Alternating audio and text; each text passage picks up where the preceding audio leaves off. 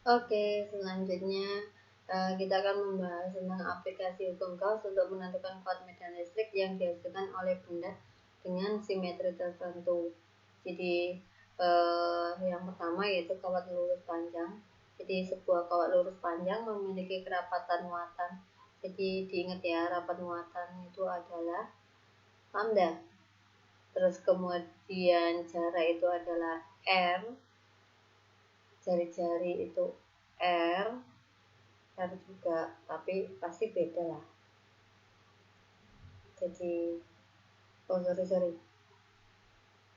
ini pada jarak R dari kawat. Jadi ini tuh bisa kalian pakai L, tapi L itu juga sama dengan panjang kawat.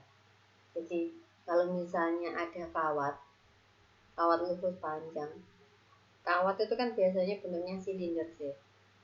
Nah, terus kemudian apa namanya? Ini adalah luas kok luas. Ini adalah luasnya ya. Luas alas, ini alasnya, anggap aja ini adalah tutupnya. Terus kemudian ini adalah selimutnya. Nah, kawat itu punya panjang L panjangnya. Terus kemudian jari-jarinya adalah R. Nah, terus kemudian di sini dia kan pasti akan punya kuat medan. Nah, kuat medannya yaitu tegak lurus sama permukaan bidang. Gitu.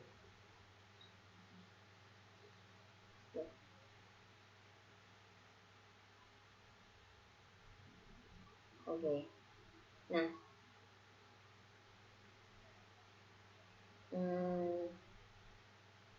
ini sekarang penjumlahan itu. Penjumlahan ini kan persamaan yang tadi lagi ya, dapat dinyatakan sebagai penjumlahan 3 bagian. Kenapa 3 bagian? Ya karena ada alas, ada selimut, ada tutup.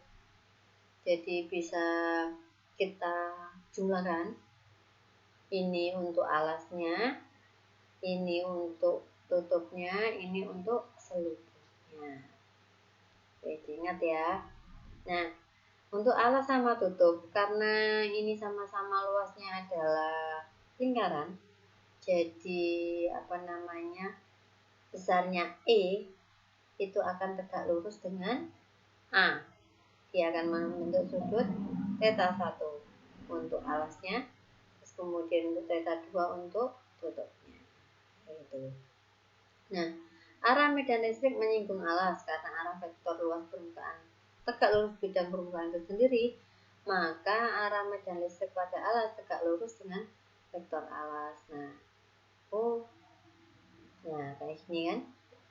Tadi kan sudutnya 90, maka meskipun alas maupun tutup karena sudutnya 90, maka ya nilainya 0.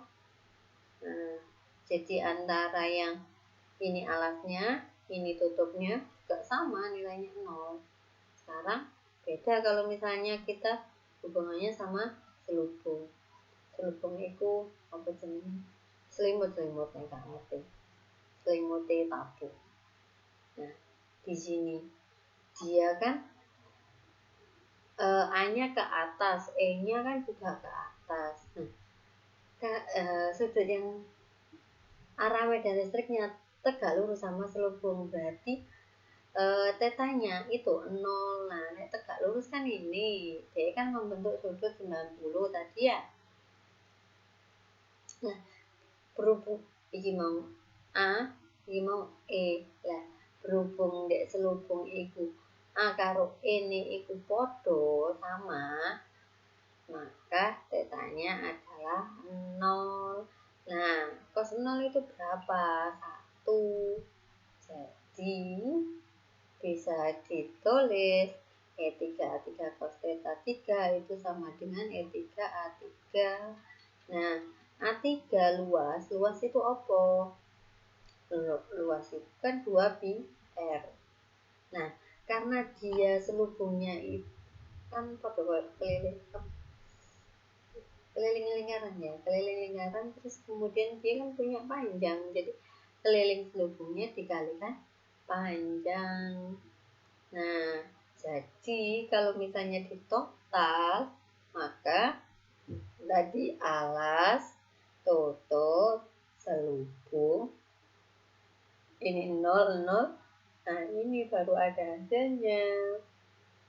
Jadi, muatan total yang melingkupi permukaan Gauss, muatan hanya berada pada bagian kawat yang panjangnya L, maka pokoknya ini dieling. Q itu sama dengan lambda kali L. Nah, berarti kalau misalnya apa tadi?